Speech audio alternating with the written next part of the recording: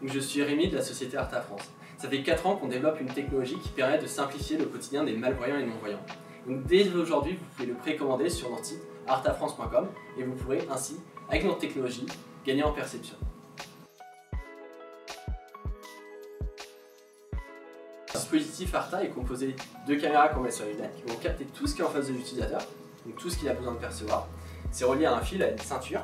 Donc la ceinture, elle affiche au niveau des lombaires des petites images. Donc c'est plein de petits picots qui vont aller dessiner les images. Un peu comme un écran qui a plein de petits pixels qui affiche les images. C'est exactement le même procédé. Et nous, en tant que voyants, on n'a pas besoin d'un GPS piéton ultra précis parce qu'on voit, on a des repères visuels. Et là, le dispositif, ça aide les déficients visuels à se déplacer. Comme nous, on voit parce que il suffit de suivre les murs, dès qu'il y a une intersection, on le perçoit. Donc là, le dispositif rentre là-dedans. Donc l'avantage, c'est qu'il marche partout. Il n'y a pas besoin d'être entraîné à un endroit particulier. S'il n'y a pas internet, ça marche quand même. Donc le dispositif, il se mettra à jour automatiquement. Donc quand vous l'aurez, il n'aura aucun rapport niveau performance par rapport à dans 1 an ou 2 ans après que vous l'aurez.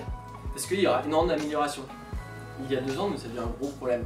Les utilisateurs ils marchaient très lentement avec notre dispositif à 2 km/h. Donc pour travailler la vitesse, on a choisi le jeu Trackmania parce que c'est un jeu très exigeant, on peut mesurer plein de choses et on ne peut pas tricher en connaissant les circuits. Donc on a travaillé là-dessus, on a pu améliorer dans le logiciel. Donc au bout de 3 semaines d'amélioration, uniquement dans Trackmania, les utilisateurs sont passés de 10 km/h de conduite à peu près 100 km/h. On avait une grande différence et quand on est rebasculé dans le monde réel, la marche, il y avait un énorme gain. Il y a un événement qui était très marquant, c'était il y a 3 semaines, c'était à la fin d'un test, donc c'était un non-voyant. Je suis allé le voir et je lui ai allé saluer la main pour le remercier. Et il a vu ma main, il a pu la serrer directement. Et ça, vous ne savez pas que ça marchait que ça pouvait marcher dans ces conditions-là, de voir qu'il y avait une main qui s'approchait, c'est vraiment une petite différence visuelle. Et il l'a perçu, mais sans hésitation, et il m'a serré la main, j'étais vraiment bluffé. Alors il y a 3 mois, le dispositif il tournait à 40 images par seconde. Donc ce qui paraît élevé pour un écran d'ordinateur, mais tous les testeurs trouvaient que c'était lent.